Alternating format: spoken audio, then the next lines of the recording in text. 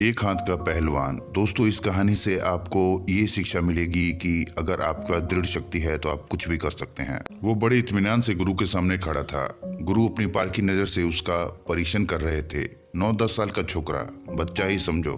उसे बायां हाथ नहीं था, किसी बैल से लड़ाई में टूट गया था। तुझे क्या चाहिए मुझसे? गुरु ने उस बच्चे से पूछा। उस बच्चे ने गला साफ किया, हिम्मत जुटाई और कहा, मुझे आपसे कुश्ती सीखनी है। एक हाथ नहीं और कुश्ती लड़नी है? अजीब बात है। क्यों? स्कूल में बाकी लड़के सताते हैं मुझे और मेरी बहन को टुंडा कहते हैं मुझे। हर किसी के दया की नजर ने मेरा जीना हराम कर दिया है गुरुजी। मुझे अपनी हिम्मत पे जीना है, किसी की दया नहीं चाहिए मुझे खुद की और मेरे परिवार की रक्षा करनी आनी चाहिए। ठीक बात, पर अब मैं बूढ़ा हो चुका हूँ और किसी को नहीं सिखाता। तुझे किसने भेजा मेरे पास? कई शिक्षकों के पास गया, कोई भी मुझे सिखाने को तैयार नहीं। एक बड़े शिक्षक ने आपका नाम बताया, तुझे वो ही सिखा सकते हैं क्योंकि उनके पास वक्त ही वक्त है और कोई सीखने वाला भी नहीं है। ऐसा बोले वो मुझे। वो गुरूर से भरा जवाब किसने दिया होगा ये उस्ताद समझ गए। ऐसे अहंकारी लोगों की वजह से ही खल प्रवृत्ति के लोग इस खेल में आ गए। ये बात उस्ताद जानते थे। ठीक है, कल सुबह पौ फटने से पहले अखाड़े में पहुंच जा। मुझसे सीखना आसान नहीं है, ये पहले ही बोल देता हूँ। कुश्ती एक जानलेवा खेल है, इसका इस्तेमाल अपनी रक्षा के लिए करना। मैं जो सिखाऊं उस पर पूरा भरोसा रखना और इस खेल का नशा चढ़ जाता है आदमी को तो सिर ठंडा रखना, समझा? जी उस्ताद, समझ गया। आपकी हर बात का पालन करूंगा। मुझे अपना चेला बना लीजिए। मन की मुराद पूरी हो जाने के कारण आंसू उस बच्चे की आंखों में छलक गए।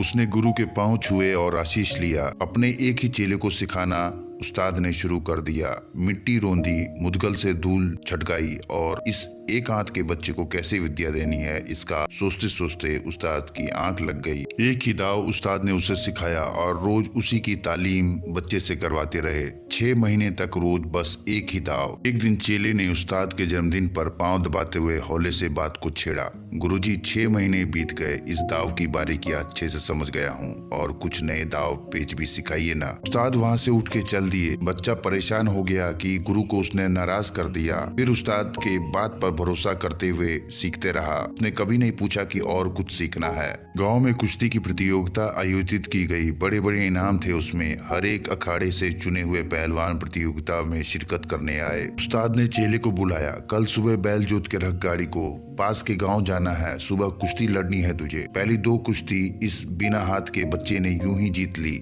जिस घोड़े के आखिरी आने की उम्मीद हो वह रेस जीत जाए तो रंग उतरता है। वैसे ही सारे विरोधी उस्तादों का मुंह उतर गया। देखने वाले अचरज में पड़ गए। बिना हाथ का बच्चा कुश्ती में जीत ही कैसे सकता है? कौन सिखाया है इसे?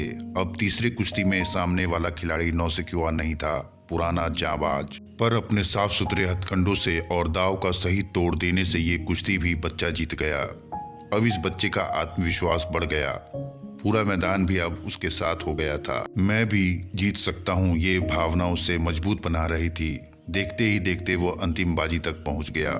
जिस अखाड़े वाले ने उस बच्चे को इस बूढ़े उस्ताद के पास भेजा था, उस अहंकारी पहलवान का चेला ही इस बच्चे का आखिरी कुश्ती में प्रतिस्पर्धी था। ये पहलवान सरीखे उम्र का होने के बावजूद शक्ति और अनुभव से इस बच्चे से श्रेष्ठ था। कई मैदान मार लिए थे उसने। इस बच्चे को वो मिनटों में चित कर देगा ये स्पष्ट था। पंचों ने राय मशवरा किया, ये कुश्ती लेना सही नहीं होगा। कुश्ती बराबरी वालों में होती है। ये कुश्ती मानवता और समानता के अनुसार रद्द किया जाता है। इनाम दोनों में बराबरी से बांटा जाएगा। पंचों ने अपना मंतव्य प्रकट किया। मैं इस कल के छोकरे से कई ज्यादा अनुभवी हूँ और ताकतवर भी हूँ। मैं ही ये कुश्ती जीतूंगा। ये बात 16 आने सच है। तो इस कुश्ती का विजेता मुझे बनाया जाए। वो प्रतिस्पर्धी अहंकार में बोला। मैं नया हूँ और बड़े भैया से अनुभव में छोटा भी। मेरे उस्ताद ने मुझे ईमानदारी से खेलना सिखाया है। बिना खेले जीत जाना मेरे उस्ताद की तौहीन है। मुझे खेल कर मेरे हक का जो है उसे दीजिए। मुझे ये भीख नहीं चाहिए। उस बाके जवान की स्वाभिमान भरी बात सुनकर जनता ने तालियों की बौछार कर दी। ऐसी बात सुनने को अच्छी पर नुकसानदेह होती है।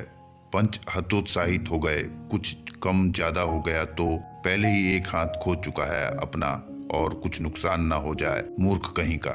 लड़ाई शुरू हुई और सभी उपस्थित अचंभित रह गए। सफाई से किए हुए वार और मौके की तलाश में बच्चे ने फेंके हुए दाव उस बलिष्ठ प्रतिस्पर्धी को झेलते नहीं बना। वो मैदान से बाहर औंधे मुंह पड़ा था। कम से कम परिश्रम से उस नौसिखिए स्पर्धक ने उस पुराने महारथी को धूल चटा दी थी। अखाड़े में पहुंचकर चेले ने अपना मेडल निकाल के उस्ताद के पैरों में रख दिया। अपना सिर उस्ताद की पैरों की धूल माथे लगाकर मिट्टी से सना लिया। उस्ताद, एक बात पूछनी थी। पूछो। मुझे सिर्फ एक ही दाव आता है, फिर भी मैं कैसे जीता? तू 2 दाव सीख चुका था, इसलिए जीत गया। कौन से 2 दाव उस्ताद? पहली बात, तू ये दाव इतनी अच्छी तरीके से सीख चुका था कि उसमें गलती होने की गुंजाइश ही नहीं थी। तुझे नींद में भी लड़ाता तब भी तू इस दाव में गलती नहीं करता।